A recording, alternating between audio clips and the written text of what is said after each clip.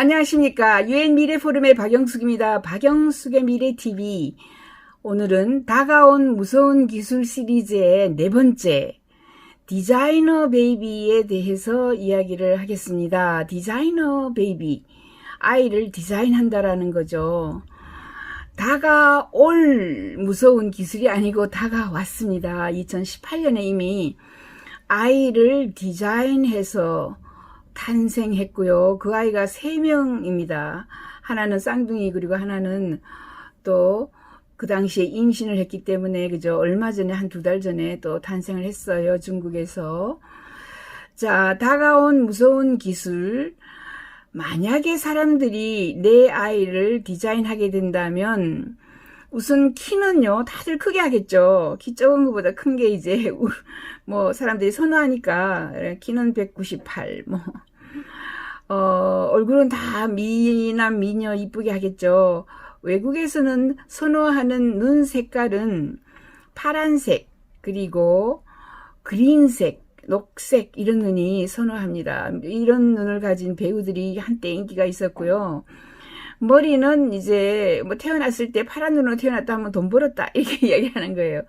머리는 주로 블론드가 제일 비싸고 돈 벌었다고 생각하고, 그 다음에는 뭐 샌디라든가 약간은 그저 밝은 쪽으로 까만색의 머리보다는 그저 브라운이라든가 이런 쪽을 좋아해요. 서구에서는. 자, 디자이너 베이비, 다가온 디자이너 베이비는 인위적으로 유전자 코드를 조작해서 생성된 아기다.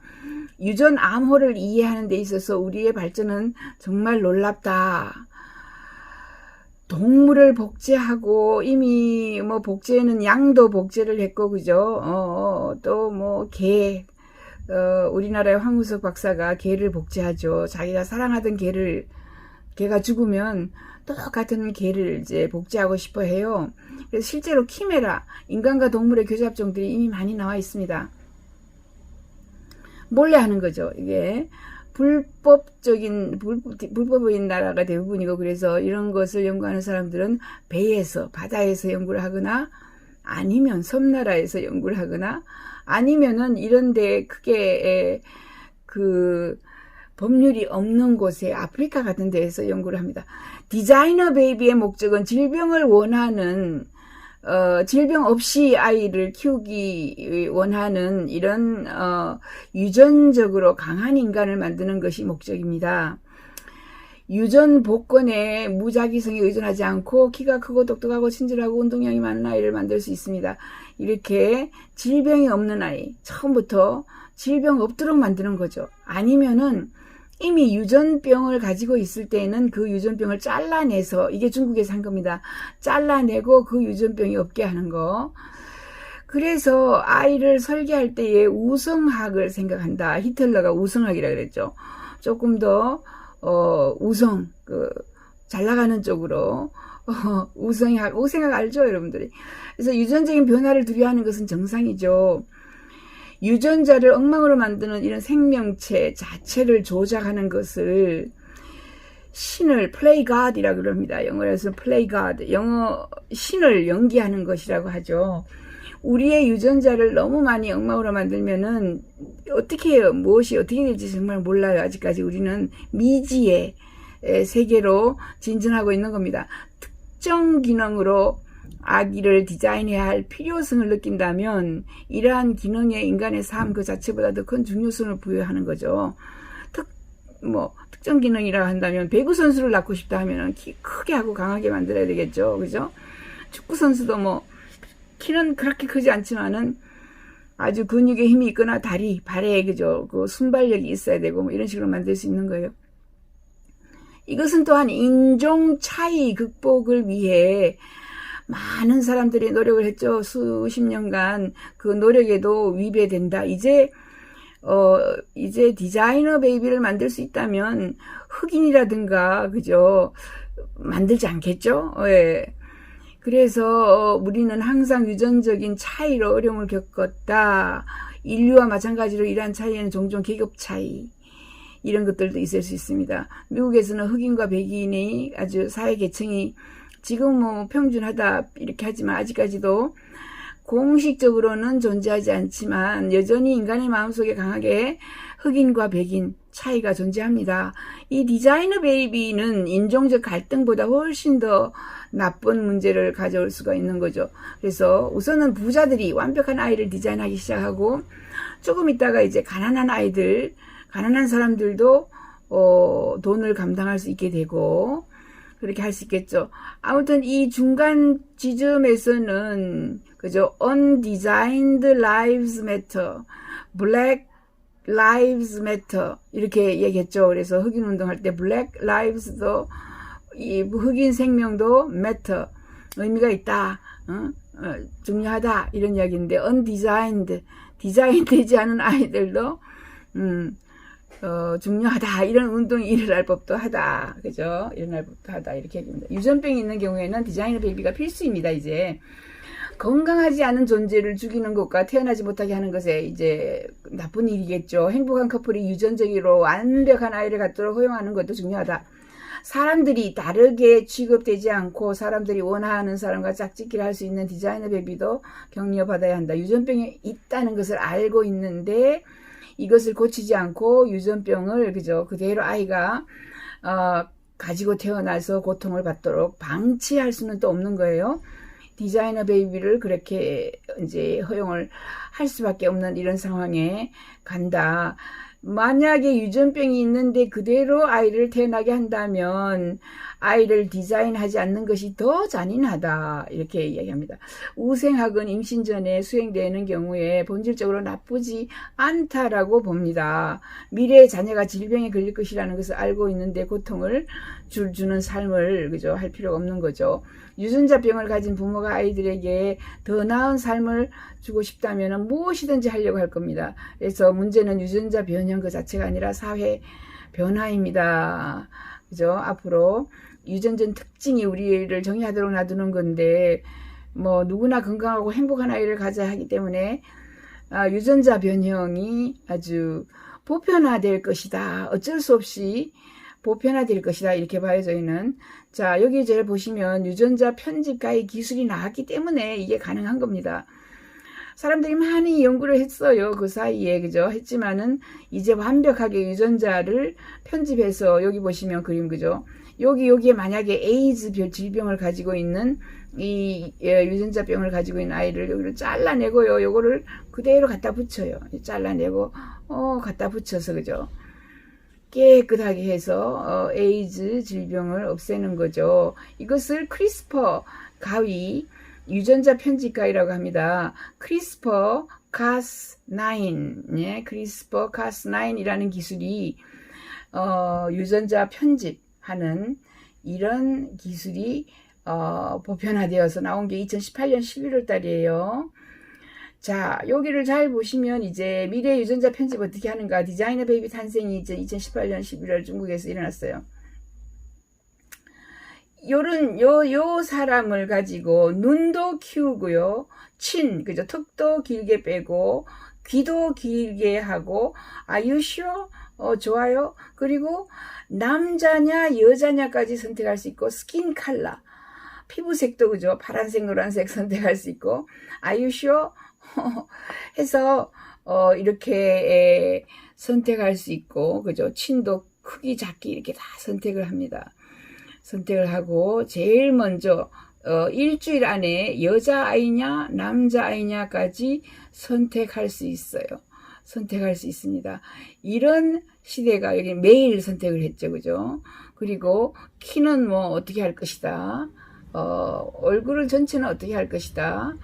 이런 것들을 전부 하이트, 여기 키 있죠. 키를 크게 선택을 할 수 있고, 눈도 적게, 귀도 길게, 머리 색깔, 모든 것을 선택할 수 있는 이런 시대가 온다면,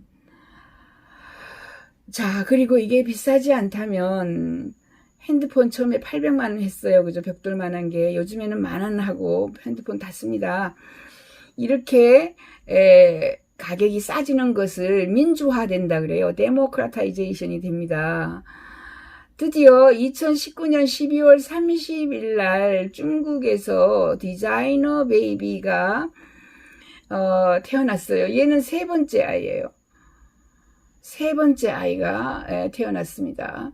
2019년 12월 31일 날짜에 그죠? 이렇게 세 번째 아이가 요것은 누가 했느냐 하면 지안쿠이 히지안쿠이라는 사람이 중국 사람인데 그죠? 만들었습니다. 그래서 뭐 대대적으로 세 번째 아이가 태어났다. 그 신화통신에서 이러이러한 것을 다루었다. 그 전에 이 아이가 태어나기 직전에 두 명의 쌍둥이도 태어났습니다. 지앙쿠이 중국 유전자 편집 아이를 발표했다. 그런데 3년형을 감옥에 그죠? 이게 유전자 편집이 불법입니다. 그래서 일단은 책임연구원인데 3년 선고를 받았어요. 불법 의료행위 혐의로 받았고 실제로 이 아기의 출생을 발표한 직후에 대학교에 감금이 되어 있다 이렇게 얘기를 하고 있어요. 그 이야기를 서구에서는 이 지앙쿠이를 보호하기 위해서 일부러 감옥행 그리고 보호하는 거죠. 하우스 어레스트에서 왜 뭐 영국에서 그죠? 미국에서 이 지안쿠이를 억만 돈을 많이 준다 그러고 데리고 갈 수도 있고 그렇기 때문에 그렇습니다. 2019년 1월 스탠포드 생명윤리학자 윌리엄 헐버트입니다. 헐버트는 세 번째 유전자 편집하기에 대해서 광범위하게 이야기했어요. 2019년 6월이나 7월경에 출산을 하게 될 것이고 뭐 7월에 유전자 편집된 세 번째 아기에 대해서 아직까지 소식은 없지만 이런 이야기를 하고 있습니다. 자, 이 사람이 바로 지안쿠이입니다. 크리스퍼 베이비죠. 이게 유전자 편집된 베이비가 컨트로버시하다 이렇게 이야기하는 겁니다. 갈등을 빚고 있다. 3년형의 벌금은 4억 5천만 원을 받았습니다. 쌍둥이 여아를 우선에 유전자 편집한 죄입니다. 디자이너 베이비를 만든 죄입니다. 이 쌍둥이 여아는 부모가 에이즈 질병을 가지고 있는데 아이는 에이즈 질병이 전혀 없이 태어났어요. 지안쿠이 3년형의 그죠 벌금을 받았다. Chinese doctor has made world first genetically modified baby. 이게 유전자 편집된 아이를 만들었다. 그래서 결국은 이 아이는 부모가 에이즈를 가졌는데 이 베이비들은 that can never get AIDS. 절대로 에이즈에 걸리지 않는 그죠? 에이즈균이 들어올 수 있는 그 유전자를 딱 편집해가지고 잘라내 버렸어요. 그러니까 질병에 안 걸린다 이렇게 얘기하는 거죠. 그 아이 이름이 룰루하고 나나입니다. 룰루나나 트윙글 지금도 잘 살아있다 이렇게 알고 있습니다. 지앙쿠이는 중국에서 그저 코트 법원에 가서 Monday sentenced 그저 이제 벌금으로 4억 3천만 원이라는 벌금을 물게 되었고 신제네 지금 코트인 신제네에서 이런 트라이를 받았고 지금은 감금 상태에 있는데 실제로는 자기 연구소에서 밖으로 못 나가게 하는 이런 겁니다. 지안쿠이 이 사람이 지안쿠이 박사가 지금 자기 연구실에서 여러 연구진하고 연구하고 있는 모습이고요. 그 다음에 WHO에서 일단은 그런 짓을 하면 안 된다라고 이야기를 한 게 기사에 나왔고요. 그래서 현젠에 있는 이 대학교 이름은 Southern University of Science and Technology 신젠입니다. 신젠 과학기술 남부대학교 이렇게 이름은 지안쿠이 히입니다. 해 지안쿠이 해 교수고 이 교수는 최초의 디자이너 베이비를 생산했다 이렇게 보시면 되고 아이를 디자인해서 쌍둥이 여자 둘 그죠 룰루하고 나나를 낳고 그 다음에 또 한 명을 나중에 다른 여자애죠 여자 가 나왔습니다. 자, 이 사람은 감금되기 전에 2018년 11월 달에 전 세계 앞에서 자기가 디자이너 베이비를 탄생시켰다라고 발표를 하는 겁니다. 이렇게 보면은 인터내셔널 서미트 on 휴먼 지놈 에디팅, 인간의 DNA 에디팅, DNA 편집하는 이런 서미트 정상회의에서 2018년 11월 27, 29일 행사에 이 사람이 나타나서 지금 이것도 같은 행사죠. 그 행사에서 발표하고 있는 지앙쿠이입니다. 지앙쿠이회. 여기도 그 행사에서 Second International Summit on Human Genome Editing 이 행사입니다. 이렇게 발표를 해서 세상을 발칵 뒤집었어요. 우리나라 신문에도 중국 과학자 아기 유전자 편집 결과 누출을 사과하는 게 아니라 발표했죠. 감옥에 갈 준비를 하고 발표를 했습니다. 부모가 HIV 양성자 아버지에게서 태어난 쌍둥이 소녀 DNA를 절대로 그러니까 에이즈에 걸리지 않도록 DNA를 딱 잘라냈어요. 이렇게 해서 자, 놀라운 것은 이겁니다. 그렇게 아이만, 그죠? 아이만 유전자 편집을 하는 게 아니고 이제 음식도 유전자 편집이 됩니다. 특히 고기요. 고기를 유전자 편집을 해서 그 고기를 이 배양육으로, 그죠? 고기를 뭉실뭉실 또는 정밀 발효육으로 뭉실뭉실 키워요. 디자인한 고기. 그러니까 디자인한 고기라고 생각을 한다면 약간의, 나는 닭고기를 좋아하니까 약간의 치킨 들어가고 거기에 조금 더 멀렁멀렁해지라고 돼지에, 그죠? 돼지에 목살, 갈매기살, 몰라요. 아무튼, 이렇게 소고기, 여러 고기를 섞어서, 오리고기까지 섞어서, 새로운 고기 형태를 만들어낼 수도 있는 겁니다. 그렇지 않겠어요? 자, 놀라운 것은, 그죠? 무서운 것은, 또 무섭다기보다 어차피 다가와 있고, 사람들이 이제 인정하게 되고, 보편화가 되기 직전인데, 가장 평준화가 빨리 일어나야 될 것은 이 디자이너 베이비를 만들 때에 그 비용이 적절해야 된다 이런 거죠.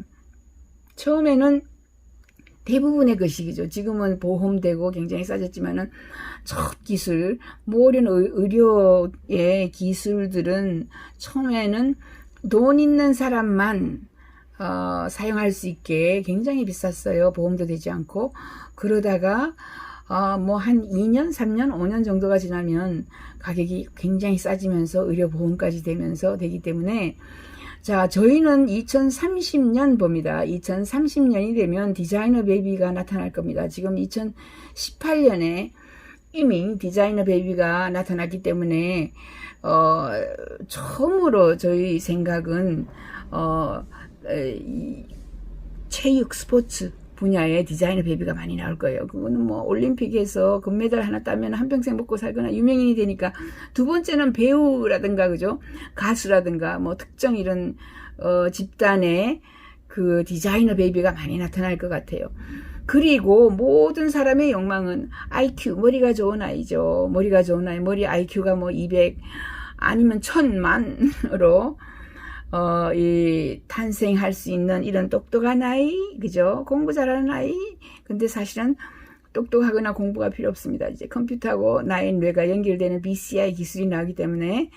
자, 이렇게 여러분들은 이제 다가온 무서운 기술을 이미 알고 있어야, 준비를 하고 있어야 내 아이를 어떻게 키울 것인가. 그렇게 힘들 필요가 없다. 여러분이 2030년에 나온다고 하면은 여러분의 자녀의 자녀는, 여러분의 자녀의 손자는, 여러분의 손자, 손녀는 디자이너 베이비로 만들 수가 있을 거예요. 자, 그것이 이제 도덕적인 문제도 있겠고, 윤리 도덕적인 여러 가지 문제를 우리가 어떻게 극복하느냐, 어떻게 빨리 그런, 세상이 되느냐는 또 우리의 마음가짐이겠죠. 우리가 거부하면은 안 들어오는 것이고, 자, 그런데 이 다른 나라에서는 가능한데 우리나라만 안 한다 그러면은 국력이 또 떨어질 수 있으니까, 자, 앞으로 디자이너 베이비는 국력을 위해서 빨리 받아들이는 경쟁이 일어난다고 합니다. 오늘은 디자이너 베이비, 다가온 무서운 기술, 디자이너 베이비에 대해서 이야기하였습니다. 감사합니다. 구독 버튼 부탁해요.